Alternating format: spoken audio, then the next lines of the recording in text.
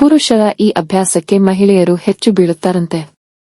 ಮಹಿಳೆಯರನ್ನು ಹೆಚ್ಚಾಗಿ ಮನೆಯ ಲಕ್ಷ್ಮಿ ಎಂದು ಪರಿಗಣಿಸಲಾಗುತ್ತದೆ. ಅವಳು ಯಾವುದೇ ಕೆಲಸವನ್ನು ಬಹಳ ಚಿಂತನಶೀಲವಾಗಿ ಮಾಡಲು ಇಷ್ಟಪಡುತ್ತಾಳೆ. ಚಾಣಕ್ಯ ನೀತಿಯಲ್ಲಿ ವಿದ್ವಾಂಸರಾಗಿದ್ದ ಪುರುಷರು ಮತ್ತು ಮಹಿಳೆಯರ ಬಗ್ಗೆ ಅನೇಕ ವಿಷಯಗಳನ್ನು ಹೇಳಲಾಗಿದೆ. ಚಾಣಕ್ಯ ನೀತಿಯ ಪ್ರಕಾರ ಜನದಟ್ಟಣೆಯ ಸಭೆಯಲ್ಲಿಯೂ ಸಹ ಮಹಿಳೆಯರು ಪುರುಷರ ಆ ಅಭ್ಯಾಸಗಳನ್ನು ಗಮನಿಸುತ್ತಾರೆ, ಅದು ಅವರನ್ನು ಹೆಚ್ಚು ಆಕರ್ಷಿಸುತ್ತದೆ. ಇತ್ತೀಚಿನ ದಿನಗಳಲ್ಲಿ ಪುರುಷರು ಮತ್ತು ಮಹಿಳೆಯರ ನಡುವಿನ ಸ್ನೇಹವು ಬೇಗನೆ ಸಂಭವಿಸುತ್ತದೆ.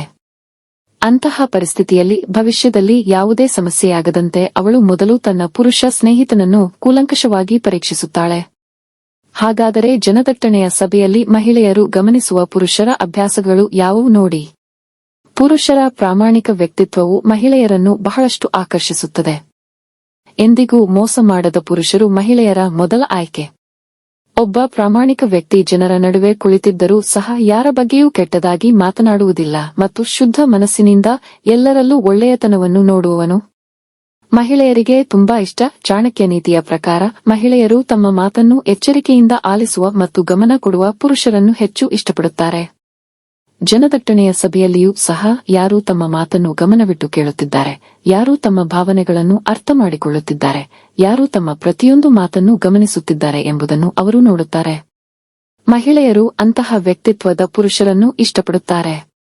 ಅವಳು ತನ್ನ ಬಗ್ಗೆ ಕಾಳಜಿ ವಹಿಸುವ ಮತ್ತು ಎಲ್ಲವನ್ನೂ ಹಂಚಿಕೊಳ್ಳಲು ಇಷ್ಟಪಡುವ ವ್ಯಕ್ತಿಯನ್ನು ಹುಡುಕುತ್ತಾಳೆ. ಚಾಣಕ್ಯ ನೀತಿಯ ಪ್ರಕಾರ ಯಾರೊಂದಿಗೆ ಮಾತನಾಡಿದ ನಂತರ ಮಹಿಳೆಯರ ಮುಖದಲ್ಲಿ ಸಂತೋಷವು ಪ್ರತಿಫಲಿಸುತ್ತದೆ, ಯಾರೊಂದಿಗೆ ಅವರು ಆರಾಮವಾಗಿರುತ್ತಾರೆ. ಜನದಟ್ಟಣೆಯ ಕೂಟದಲ್ಲೂ ಅವನೊಂದಿಗೆ ಹೋಗಲು ಅವಳು ಹಿಂಜರಿಯುವುದಿಲ್ಲ. ಮಹಿಳೆಯರು ಅಂತಹ ಪುರುಷರನ್ನು ತುಂಬಾ ಇಷ್ಟಪಡುತ್ತಾರೆ. ಅವರು ಇನ್ನೊಬ್ಬ ವ್ಯಕ್ತಿಯೊಂದಿಗೆ ಹೇಗೆ ವರ್ತಿಸುತ್ತಾರೆ ಎಂಬುದನ್ನು ಸಹ ಅವಳು ನೋಡುತ್ತಾಳೆ. ಈ ರೀತಿಯ ಪುರುಷರನ್ನು ಮಹಿಳೆಯರು ತುಂಬಾ ಇಷ್ಟಪಡುತ್ತಾರೆ. ಸರಳತೆ ಅವರನ್ನು ತುಂಬಾ ಆಕರ್ಷಿಸುತ್ತದೆ. ಚಾಣಕ್ಯ ನೀತಿಯ ಪ್ರಕಾರ ಯಾವುದೇ ಪುರುಷನಲ್ಲಿ ಮಹಿಳೆಯರು ಹುಡುಕುವ ಶ್ರೇಷ್ಠ ಗುಣವೆಂದರೆ ಸತ್ಯ. ಇತ್ತೀಚಿನ ದಿನಗಳಲ್ಲಿ ಸತ್ಯವನ್ನು ಮಾತನಾಡುವವರನ್ನು ಕಂಡುಹಿಡಿಯುವುದು ಬಹಳ ಅಪರೂಪವಾದ್ದರಿಂದ ಅವಳು ಎಲ್ಲಾ ಸಂದರ್ಭಗಳಲ್ಲಿಯೂ ಅವನೊಂದಿಗೆ ಇರಲು ಬಯಸುತ್ತಾಳೆ. ಮಹಿಳೆಯರು ಸತ್ಯ ಹೇಳುವ ಜನರನ್ನು ತುಂಬಾ ಇಷ್ಟಪಡುತ್ತಾರೆ. ಸಾಮಾನ್ಯವಾಗಿ ಮಹಿಳೆಯರು ತಮ್ಮ ಜೀವನ ಸಂಗಾತಿಯಲ್ಲಿಯೂ ಅಂತಹ ಗುಣಗಳನ್ನು ಹುಡುಕುತ್ತಾರೆ.